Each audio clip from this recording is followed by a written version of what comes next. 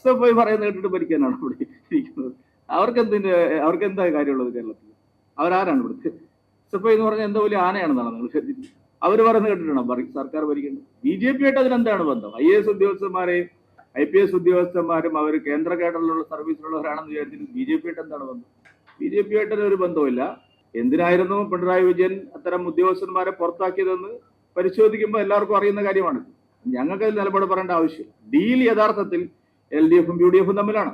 അതുകൊണ്ടാണ് SFIO കേസിൽ ഒരു അക്ഷരം VD സതീശൻ സാർ മിണ്ടുന്നില്ലല്ലോ. എന്താ പറഞ്ഞോണ്ടിരുന്നത് നേരത്തെ? SFIO കേസിൽ ഡീലാണെന്ന് പറഞ്ഞ് ഞങ്ങളെ പിന്നാലെ നടന്നതല്ലേ VD സതീശൻ?